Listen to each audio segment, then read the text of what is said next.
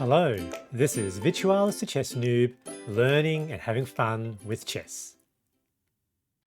So today I played another game against a Scotch game and I used a Steinitz variation for a very quick win. My opponent in fact resigned on move 10. And if we have a quick look at the review, you'll see that, I did very well in this game. So no inaccuracies, mistakes or blunders, and very quickly captured the win. So let's have a quick look at the game. And afterwards, I'm going to show how my opponent possibly could have played against the Steinitz variation, because the Steinitz variation isn't actually a very sound opening. It's a high risk and potentially high gain sort of tactic strategy by black. But if white knows the response, it's actually not terribly good for black. So the game, of course, starts with e4, e5, knight f3, knight c6, and then a d4, which is a Scotch game. So captures, pawn captures pawn, knight captures pawn back, and now the Steinitz starts on move 4 with queen to h4. So immediately, so potentially threatening that pawn coming with check. So fairly tricky sort of move. Now there's a fairly obvious move here, which is to develop the other knight, which provides a defender to that pawn on e4, which my opponent does. And then in this position, you have, I think, what's called the modern defense, which is where you bring bishop to b4, which immediately pins that knight. This pawn is now once again rather exposed.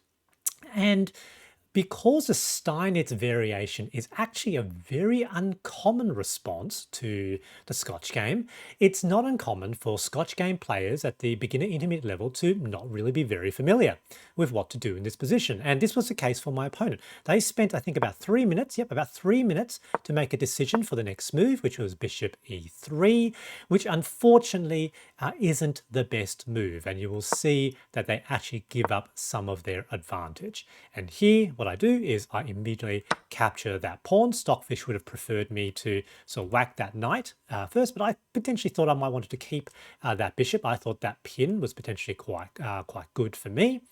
And now my opponent decides to play a bishop, a b5, thinking that they've got an attack on that knight, but that doesn't really work because now queen captures the pawn on g2. Now with that bishop having moved, there is now no defense.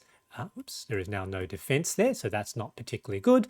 And in this position, my opponent makes a second blunder, which is queen to e2. I think they were thinking of some sort of tricky tactic here, but that doesn't work because queen captures rook, which comes with check. They move the queen out of the way. Now the other rook falls. And so by move 9, we're at practically minus 15. So that's really bad. My opponent spends a bit of time thinking about the sort of the next move. With sort of bishop to g5, which, that move now comes with a discovered check, but that is fine. So I bring my knight back. So 1, 2, but I've got 1, 2 defenders and the king. So that's perfectly good. And in this position, my opponent actually opted to resign because things were looking pretty terrible. That's potentially coming.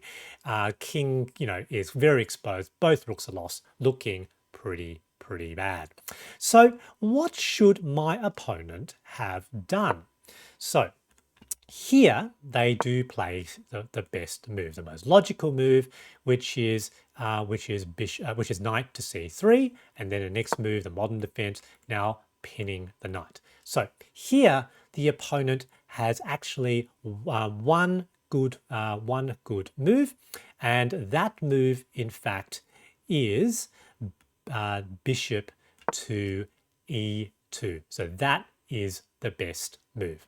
Because I can still capture that pawn. That's basically that pawn capture is pretty much forced. But the advantage that my opponent now has is one of development.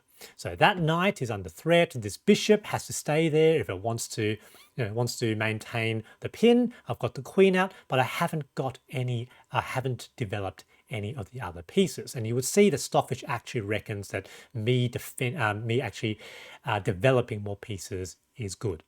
And the thing is here, if I capture and if black gets a bit greedy, let's say I take that pawn, thinking of taking that pawn here. So here the opponent has a very good move, which is knight to b5, which potentially comes with an attack on the c7 pawn, which, potentially they can capture my rook. But more than that, it also provides a defender for that knight. So if that captures, that can capture back. So let's say here black gets greedy because, thinking of capturing.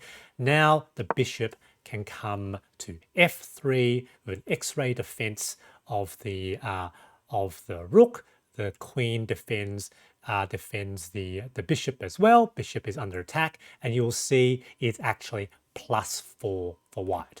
The queen is basically sort of forced to go here, and and there is no real defense against that capture of that pawn. So white is actually in a very, very good position here. So if you do play white and you face up against the Steinitz variation, remember after this move, develop the knight. Very likely the bishop will be played. Here the best response is bishop e2, and chess continues, and in all likelihood white is completely fine, being up on development. Black may be slightly up on material, but white has a very good position. So I hope you found that interesting. It was a good game for my opponent. GG. There is one big takeaway from this game. The Steinitz variation is a high-risk line with some potential great returns and lots of fun. I hope you enjoyed this video, and thanks for watching.